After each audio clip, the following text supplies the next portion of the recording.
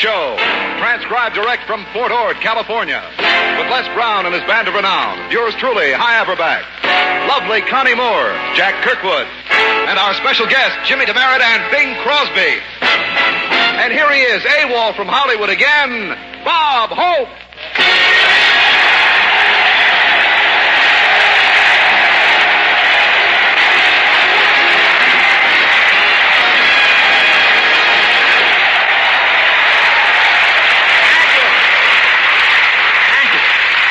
Thank you very much. How do you do, ladies and gentlemen? Well, here we are at Fort Ord, right near Monterey, California.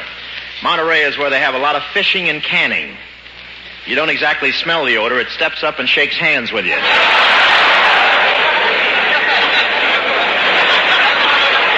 I may be stationed at Fort Ord any day now myself. I just got a new draft classification, 4W. That means physically fit, recommended for wax.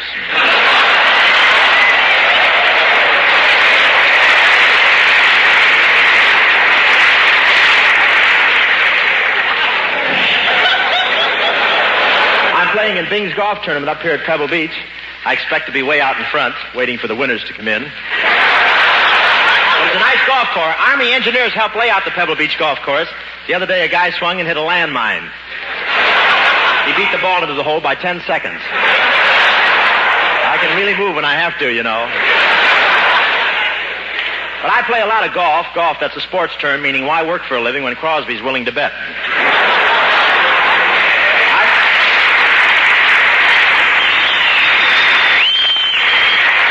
I played a practice round today, and a lot of people followed me around. It seems for years they've wanted to see me swing. Boy, was I...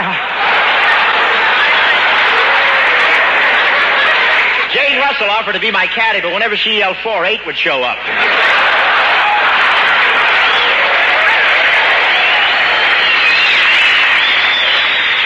And it was really windy out there today. I don't know if it was blowing hard or not, but I had the only caddy in the course with 2 Adam's apples. See, it was blowing hard. Yes,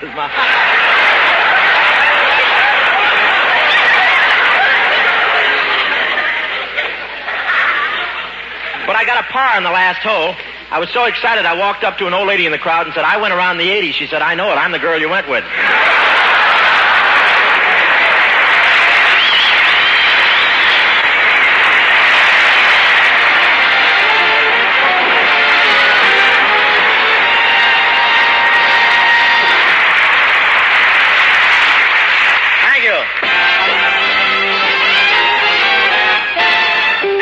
Here's one of Hollywood's favorite singers who flew up here with us to sing that hit tune from Guys and Dolls, If I Was a Belle, Miss Connie Moore.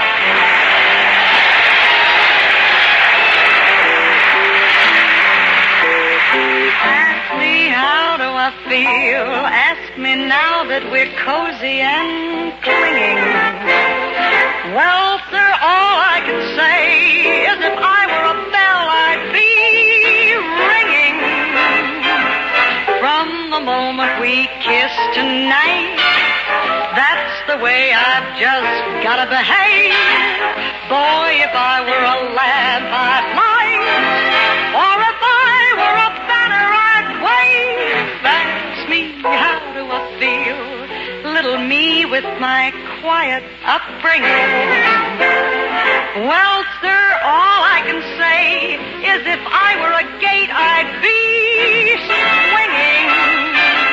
And if I were a watch, I'd start popping my spring. Or if I were a bell, I'd go ding-dong, ding-dong, ding. Ask me, how do I feel? Ask me now that we're fondly caressing.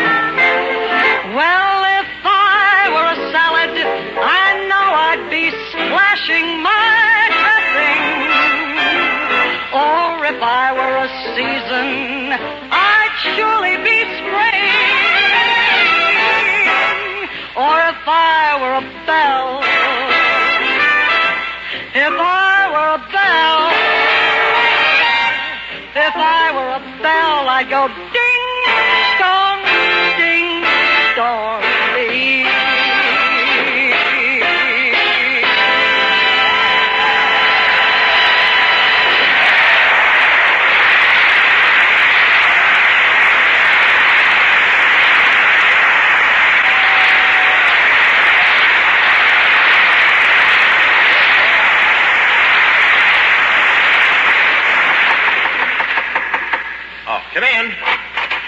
the Special Service Officer of Fort Ord.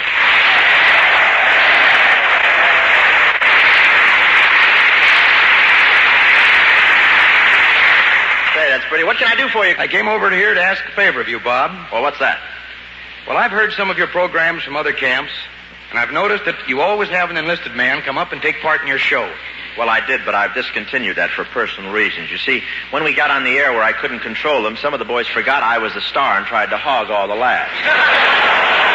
I wonder if you would make an exception tonight and use a very talented boy we have here at Fort Ord. Well, is he an actor? Oh, no. You've nothing to worry about. He's too shy to be an actor. Well, I'd like to use him, Colonel, but I've been fooled so often. Oh, go on, Bob. Give the boy a chance. Sure. Come on in, Sergeant Timoney.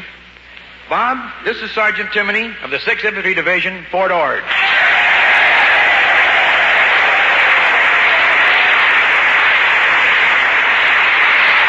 Bob. How are you, Sergeant? You're sure you're not an actor? No, I'm not an actor. Before I came in the Army, I was a plumber. A plumber? Well, that's different. Welcome to the show. This is Miss Connie Moore. How do you do, Sergeant? I wanted to meet you from the very first moment I saw you, Miss Moore. Your beauty has a gossamer quality. Why, you look like a dream floating through the obstacle dawn, parting the mist and seeking an enchanted garden. Some plumber. I feel like I've just had a dose of Drano. I'm beginning to get a little suspicious about you. You sure you weren't an actor before you got in the Army? No, of course not. But I do have ambitions to be a writer. That's why I wanted to be on your show tonight, Bob. I've written a script for you. Oh, comedy? No, although I think you're probably the greatest comedian of our generation. I've written something more seriously because I realize that you have great potentialities as a fine dramatic actor. Given the right vehicle, no performer in the theater today can excel you. Gee, what a compliment. And now what can I do for you? Shine your mess kit? Fluff up your stripes? Throw a sand flea on a second lieutenant?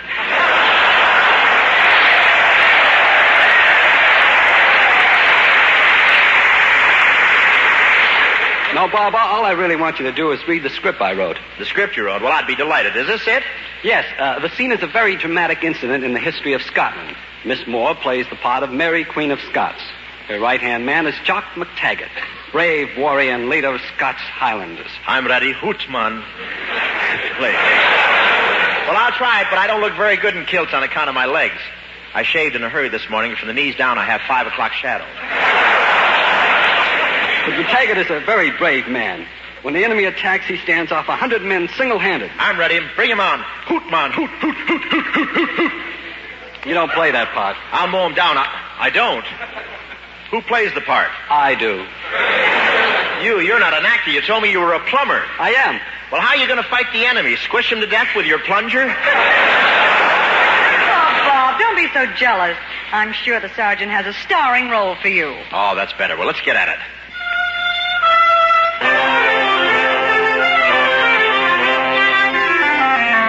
It is Scotland's darkest hour. In the royal chambers of a castle, Mary, Queen of Scots, receives the report from the battlefield. She speaks. Out with it, Mom. What news do you bring? I hesitate, Your Majesty, to reveal to you the tragic turn of the battle. The enemy has pressed us back. Aye, this very castle is in danger. My castle? Oh, come on. 'Tis true, Your Majesty. The enemy is preparing to assault the outer walls. They attack at the hour of 1 o'clock. Then we are lost. Ah, how tragic that I, Mary, Queen of Scots, should live to see that great clock there in the tower strike my doom. Ark, Your Majesty. Even now the hands point to the hour 1, and the great tower clock is about to strike. Bong.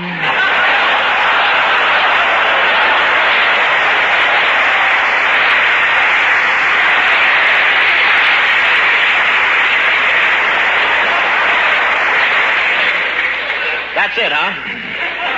That's the part I play? Yes, that's it, Bob. And that's the end of the skit. Oh, that's swell. See, I was just getting into the spirit of the thing.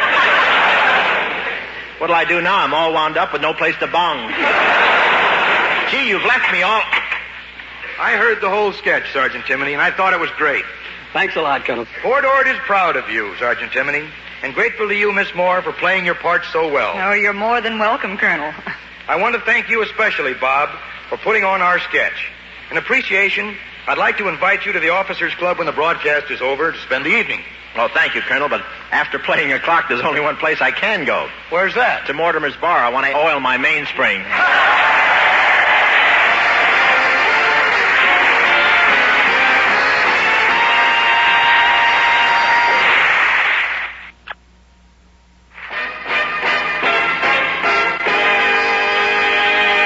Ladies and gentlemen, the players have had a lot of fun hopping around from one service camp to another. And we've had a number of letters asking how we select these camps we play. Well, it's all done by a talent agency in Hollywood. Let's go back to the middle of last week when Bob went over to check in for his booking.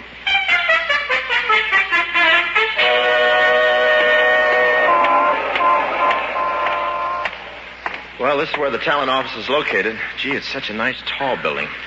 I'd like to own a tall building like this. It'd be so much fun to go up on top of it and spit down. But then it would take a lot of money, and besides, how often would Crosby be passing by? Here's the talent office. The sign says, ring bell, count 3, then walk in. 1, 2, 3.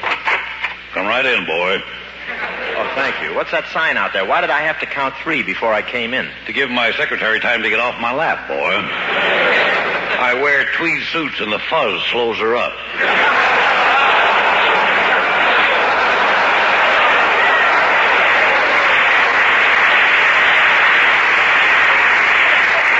Okay, boy. Yeah. Look, I dropped in because I'd like to take a troop of entertainers to an army camp. Excuse me, boy. I'm awful busy. We book entertainers here in the order of their importance. There's an act ahead of you. Oh, wait a minute. I'm Bob Hope. What act is ahead of me? I'll whistle for them as soon as they finish their strong heart.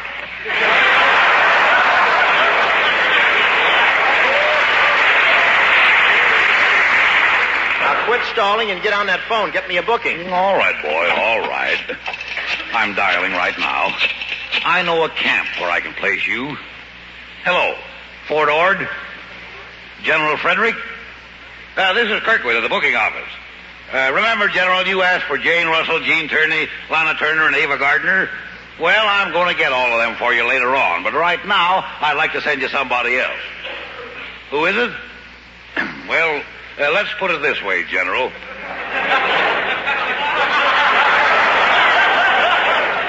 In every barrel of apples, there's one that's rotten. Listen, Kirkwood, just tell him you're sending Bob Hope. Yeah, why not? What can he do to me? I'm too old to be drafted.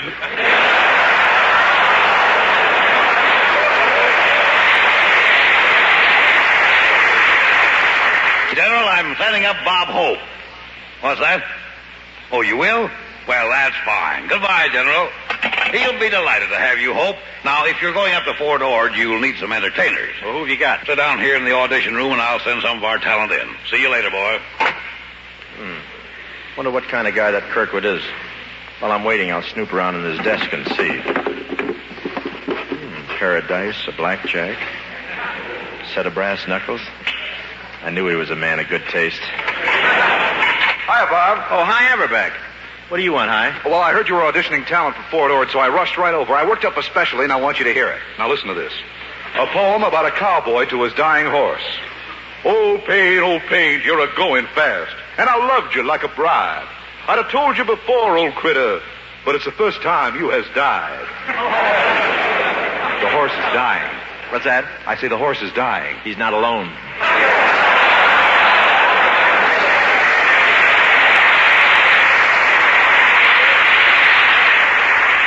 Beat it, will you? Drag that horse out, will you? What a guy, afraid of real talent. Gee, acts can't be this hard to get. Say, Kirkwood. I'm right on the job, boy. Here's another fellow for you to audition, a fine singer. Well, a singer? This is the famous golfer, Jimmy Demaret.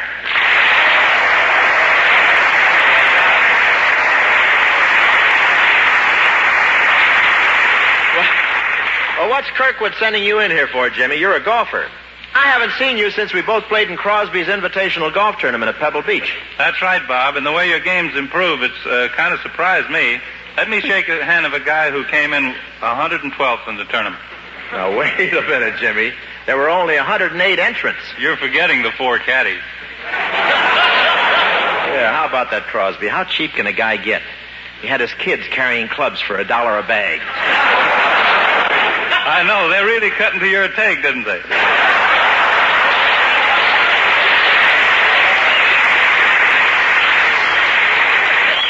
I charge a little more, but I'm worth it. What other caddy goes over to your opponent when he's putting and blows smoke in his eyes? Not only that, who else can stick their nose into your golf bag, inhale once, and vacuum up all the loose tees? Yeah, I got to stop that. I thought I had sinus trouble, and it turned out to be Sam Snead's putter. Let's get out of the locker room, Jimmy. If you want to be on my four-doored show, what are you going to do? I've got a great little number I do at parties. It's awfully popular. Do you want to hear it? Yeah, go ahead. Old paint, you're leaving me, old paint. Old paint, old paint, old paint. They're off and running at Pismo Beach.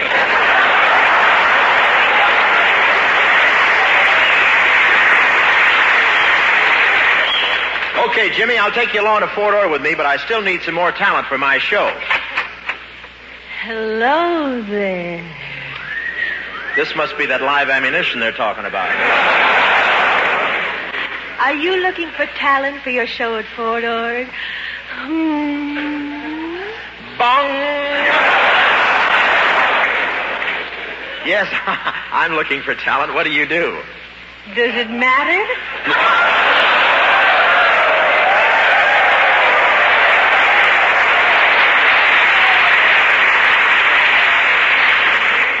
Well, it would be nice if, what I mean is... he means, are you in show business? That's it. You're hired. Now, about transportation, it's 300 miles to Fort Ord, and... don't worry about it, honey. I'll drive you up in my car. How about it? Down.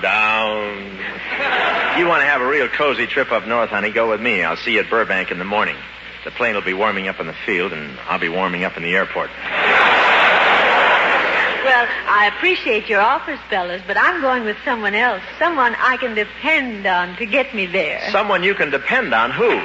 Me, Clyde. Just call me Old Paint.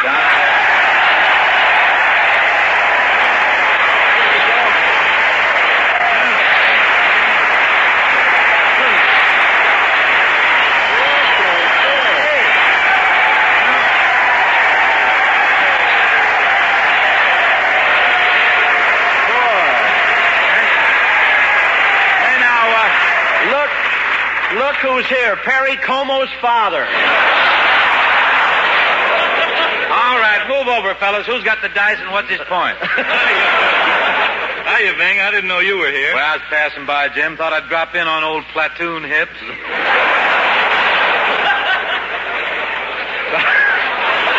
Now, wait a minute, Lard. How did you know I was here? Why, it's easy. The fish canneries were flying the white flag. Got to be.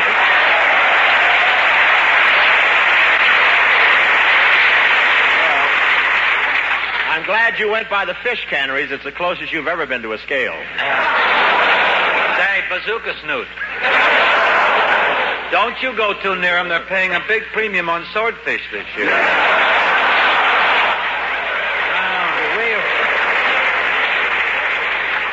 Well, I want to tell you, it was nice of you to toddle by on your little fat legs, Bing. All right, Gwendolyn, get back in the quadrille, will you? Now, listen, you can blast my Pebble Beach golf go-round if you want, but I bitterly resent that crack you made about my being cheap.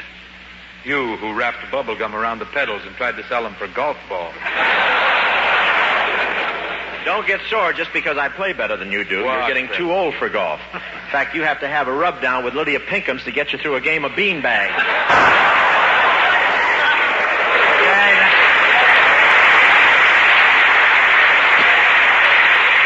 All right, Pete Fat, I just want to remind you of one thing. You came up a little empty yourself at the golf tournament, didn't you? Fellas, quit beefing. If you try to improve your game instead of arguing so much, you could enjoy golf. I don't know, Jimmy. I'm rather happy with my game. Caddies at the club fight to get my sack. I'm considered very easy to caddy for. You are. When you're not looking, they can sneak rides in the back of your wheelchair. Fellas, remember what I said about improving your game. You better get with it or you'll be caddying yourself. Say, Jimmy, I just thought of a proposition that might interest you. What's that, Bob? Well, you want to get into show business. Bing and I are old hands at it. If we teach you our racket, would you teach us your beautiful golf swing? Say, that's not a bad deal. You mean that in return for a little coaching, you guys will teach me to be a performer? Yeah, just like this. Listen to this. Charlie, my boy, oh, Charlie, my boy, you thrill me, you fill me with oceans of joy. Say, Peanut, I'm talking to you, Peanut. Yeah, what do you want, Brittle? What's your brother doing now? Huh? What's your brother doing now? Oh, he's an electrician. He makes light switches. Light switches? Does he work at it all the time? No, just on and off. Hey, how'd you like it? How'd you like it, Jim? What do you say, Jim? Meet me on the first tee tomorrow morning. To learn your golf swing? No, to carry my club. Oh, get out of here.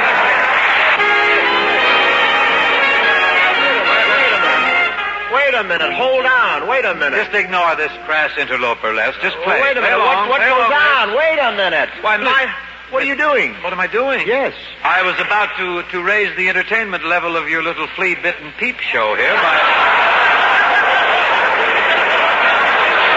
I don't see that there. Where is that? I was about to carol something. Now, look, I don't mind your coming in here and slowing up our show, but do you, play less?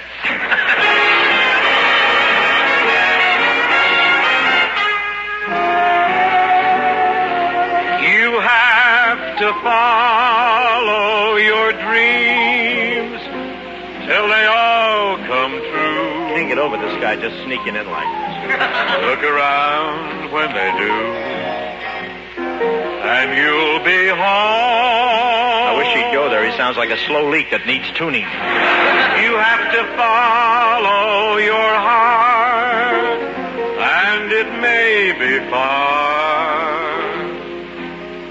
Then just ask where you are, and you'll be home. Say, tone deaf. Yeah? Bucket ears, listen to me. Bucket. What is it, bucket seats? Leave my form of travel out of this, will you, please? Who told you how we got up here? I have a question. Well, I'm sure it must be very important. It is. Have you ever thought of having your voice quick frozen and selling it as nothing? There'll always be meadows yonder with greener clover. Clover in your meadow's getting a little thin on top. And those you'll wander right over. That shining castle you see on a distant shore. About a 7-iron for me. Go and knock on the door, and you'll be home.